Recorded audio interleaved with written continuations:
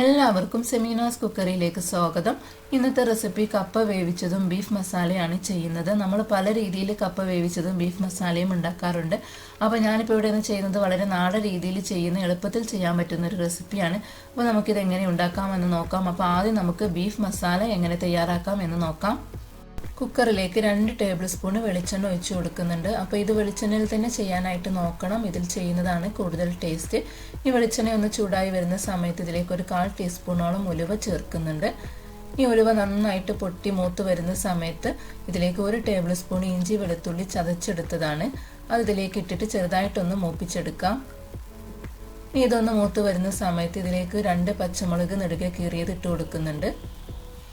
ഇതിലേക്ക് കുറച്ച് ചെറിയുള്ളിയും ചേർക്കുന്നുണ്ട്. ഞാനിപ്പോൾ ഇവിടെ ഇതിലേക്ക് സവാളയും ചേർക്കുന്നുണ്ട്. അതാണ് ചെറിയുള്ളി കുറച്ചെടുത്തത്. അപ്പോൾ നിങ്ങൾക്ക് വേണമെങ്കിൽ ചെറിയുള്ളി കൂടുതലായിട്ട് എടുക്കാൻ, ടേസ്റ്റ് കൂടുകയേ ഉള്ളൂ. ഇതൊന്ന് വഴറ്റി കൊടുക്കാം. ഇനി ഇതിലേക്ക് ഒരു മീഡിയം സൈസ് സവാള ചെറിയ കഷ്ണങ്ങളാക്കി മുറിച്ചെടുത്തതാണ് ചേർക്കുന്നത്. അതിട്ട് കൊടുത്തിട്ട് ഒന്ന് വഴറ്റി കൊടുക്കാം. ഇനി ഇതിലേക്ക് ചേർക്കാനുള്ളത് ഒരു മീഡിയം സൈസ് തക്കാളി ചെറിയ കഷ്ണങ്ങളാക്കി മുറിച്ചെടുത്തതാണ്.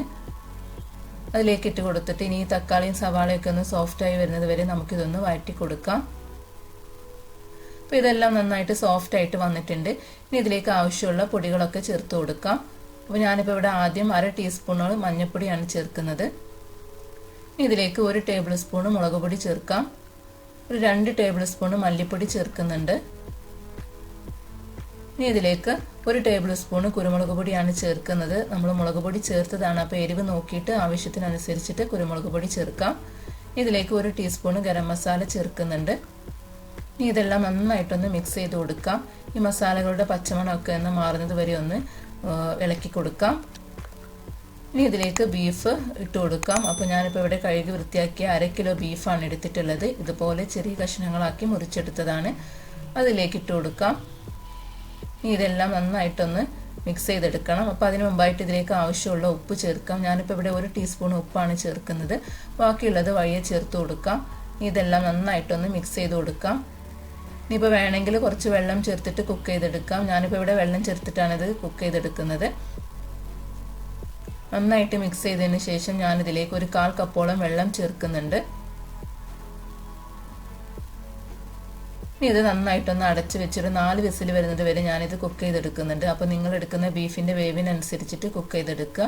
ഈ സമയം കൊണ്ട് നമുക്ക് ഇതിലേക്കുള്ള കപ്പയൊന്ന് വേവിച്ചെടുക്കാം. അതിനായിട്ട് 1 കിലോ കപ്പ നന്നായിട്ട് ചെറിയ കഷ്ണങ്ങളാക്കി മുറിച്ചെടുത്തിട്ടുണ്ട്. ഇത് നന്നായിട്ട് കഴുകിയെടുത്തതാണ്. ഇനി കപ്പ വേവിക്കാനുള്ള വെള്ളം ഒന്ന് തിളപ്പിച്ചെടുക്കണം. അപ്പോൾ വെള്ളമൊക്കെ നന്നായിട്ട് തിളച്ച് വരുന്നുണ്ട്. ഇനി ഇതിലേക്ക് കുറച്ച് മഞ്ഞൾപ്പൊടി ഇട്ട് കൊടുക്കാം. ഞാനിപ്പോൾ ഇവിടെ 1/2 ടീസ്പൂണോളം മഞ്ഞൾപ്പൊടി ചേർക്കുന്നുണ്ട്. ഇനി ഇതിലേക്ക് ആവശ്യത്തിനുള്ള ഉപ്പ് ചേർക്കാം. ഇനി ഇതെല്ലാം നന്നായിട്ടൊന്ന് മിക്സ് ചെയ്ത് കൊടുക്കാം. ഇനി ഇതിലേക്ക് കപ്പ മുറിച്ചത് ഇട്ട് കൊടുക്കാം. ഇനി കപ്പ മുറിച്ചത് ഇട്ട് കൊടുത്തിട്ട് നന്നായിട്ടൊന്ന് കുക്ക് ചെയ്തെടുക്കണം. അപ്പോൾ എനിക്കിവിടെ 10 മിനിറ്റാണ് എടുത്തത് ഇത് കുക്കായി കിട്ടാനായിട്ട്. അപ്പോൾ നമ്മൾ എടുക്കുന്ന കപ്പയുടെ വേവിനനുസരിച്ചിട്ട് ഇത് വേവിച്ചെടുക്കുക. ഇനി കപ്പയൊക്കെ നന്നായിട്ട് വെന്തോ എന്ന് നോക്കാനായിട്ട് ഇതുപോലെ എടുത്തിട്ട് ഒരു സ്പൂൺ വെച്ചിട്ട് ഒന്ന് മുറിച്ച് നോക്കുകയാണെങ്കിൽ പെട്ടെന്ന് മുറിയുന്നുണ്ടെങ്കിൽ കപ്പ വെന്തിട്ടുണ്ട് എന്നാണ്. അപ്പോൾ കപ്പയൊക്കെ നന്നായിട്ട് വെന്തിട്ടുണ്ട്. ഇനി തീ ഓഫ് ചെയ്തിട്ട് നമുക്കിതിലെ വെള്ളമൊക്കെ ഒന്ന് ഊറ്റിക്കളയണം. ഇനി കപ്പയൊന്ന് വറവിട്ടെടുക്കണം. അപ്പോൾ അതിനായിട്ട് ഒരു പാനിലേക്ക് കുറച്ച് വെളിച്ചെണ്ണ ഒഴിച്ചു കൊടുക്കാം. കപ്പയൊക്കെ വറവിടുന്ന സമയത്ത് വെളിച്ചെണ്ണ തന്നെ ഉപയോഗിക്കണം. വെളിച്ചെണ്ണയിൽ ചെയ്യുന്നതാണ് കൂടുതൽ ടേസ്റ്റ്. ഞാനിപ്പോൾ ഇവിടെ ഇതിലേക്ക് 2 ടേബിൾ സ്പൂൺ വെളിച്ചെണ്ണ ഒഴിച്ചു കൊടുത്തിട്ടുണ്ട്. വെളിച്ചെണ്ണ നന്നായിട്ട് ചൂടായി വരുന്ന സമയത്ത് 1 ടീസ്പൂൺ കടുകിട്ട് കൊടുക്കാം. കടുക് നന്നായിട്ട് മൂത്ത് പൊട്ടി വരുന്ന സമയത്ത് ഒരു 3 വറ്റൽമുളക് മുറിച്ചത് ചേർക്കുന്നുണ്ട്. ഇനി ഇതിലേക്ക് കുറച്ച് കറിവേപ്പിലയും ചേർക്കുന്നുണ്ട്. അപ്പോൾ കറിവേപ്പില എത്രത്തോളം ചേർക്കുന്നുവോ അത്രയും ടേസ്റ്റ് കൂടും. അപ്പോൾ മാക്സിമം കൂടുതലായിട്ട് തന്നെ ചേർക്കാനായിട്ട് നോക്കുക. ഇനി ഇതെല്ലാം നന്നായിട്ടൊന്ന് മൂപ്പിച്ചെടുക്കണം. ഇനി ഇതിലേക്ക് ഒരു മീഡിയം സൈസ് സവാള ചെറിയ കഷ്ണങ്ങളാക്കി മുറിച്ചെടുത്തതാണ് ചേർക്കുന്നത്.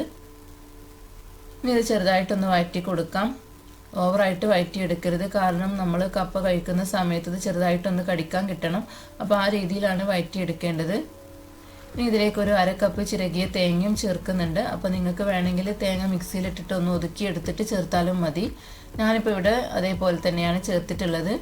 ഇനി ഇതെല്ലാം നന്നായിട്ടൊന്ന് മിക്സ് ചെയ്ത് കൊടുക്കാം. ഇനി ഇതിലേക്ക് വേവിച്ച് വെച്ച കപ്പ ചേർത്ത് കൊടുക്കാം. ഇനി ഇതെല്ലാം നന്നായിട്ടൊന്ന് മിക്സ് ചെയ്ത് കൊടുക്കണം.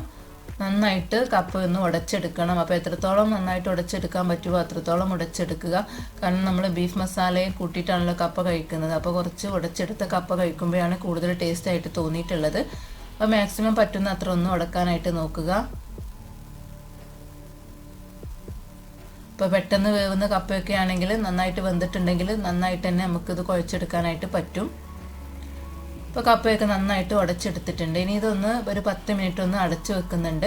അപ്പോൾ എപ്പോഴും വറവിട്ട ശേഷം കുറച്ച് സമയം ഒന്ന് അടച്ചു വെച്ചതിന് ശേഷം സെർവ് ചെയ്യുന്നതാണ് കൂടുതൽ ടേസ്റ്റ് ആയിട്ട് തോന്നിയിട്ടുള്ളത്. ഇനി നമുക്ക് ബീഫ് വെന്തോ എന്ന് നോക്കാം. അപ്പോൾ ബീഫൊക്കെ ഇപ്പോൾ ഇവിടെ നന്നായിട്ട് വെന്തിട്ടുണ്ട്. ഇനി ഒരു കടായിലേക്ക് ഒരു 2 ടേബിൾ സ്പൂണോളം വെളിച്ചെണ്ണ ഒഴിച്ചു കൊടുക്കുന്നുണ്ട്. ഈ വെളിച്ചെണ്ണ നന്നായിട്ട് ചൂടായി വരുന്ന സമയത്ത് ഇതിലേക്ക് കുറച്ച് കറിവേപ്പില ഇട്ട് കൊടുക്കാം. അതുപോലെ തന്നെ ഒരു 2 പച്ചമുളക് നെടുകെ കീറിയത് ഇട്ട് കൊടുക്കുന്നുണ്ട്. ഇനി ഇതെല്ലാം നന്നായിട്ടൊന്ന് മൂപ്പിച്ചെടുക്കാം.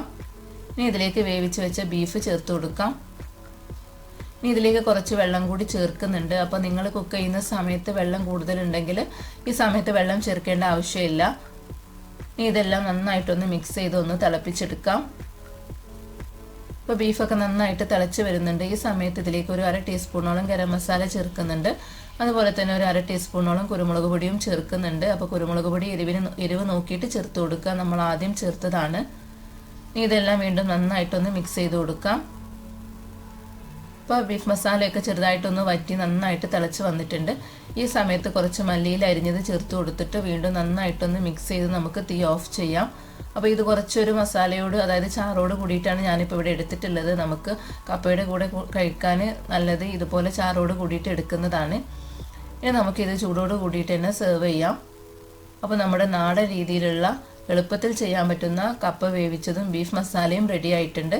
അപ്പോൾ എല്ലാവരും ഇതൊന്ന് ട്രൈ ചെയ്ത് നോക്കുക. എല്ലാവർക്കും ഇഷ്ടപ്പെടുന്ന ഒരു റെസിപ്പിയാണിത്. അപ്പോൾ നിങ്ങൾക്ക് ഈ വീഡിയോ ഇഷ്ടമായെങ്കിൽ നമ്മുടെ ചാനലൊന്ന് സബ്സ്ക്രൈബ് ചെയ്യുക. ആ തൊട്ടടുത്തുള്ള ബെല്ലൈക്കൻ എനേബിൾ ചെയ്ത് ഓൾ എന്ന ഓപ്ഷൻ എടുത്താൽ ഞാനിടുന്ന വീഡിയോസിൻ്റെ നോട്ടിഫിക്കേഷൻ നിങ്ങൾക്ക് കിട്ടുന്നതാണ്. അപ്പോൾ വീണ്ടും ഇതുപോലെ ഈസി ആയിട്ടുള്ള റെസിപ്പിയുമായിട്ട് ഞാൻ വരുന്നതാണ്. താങ്ക്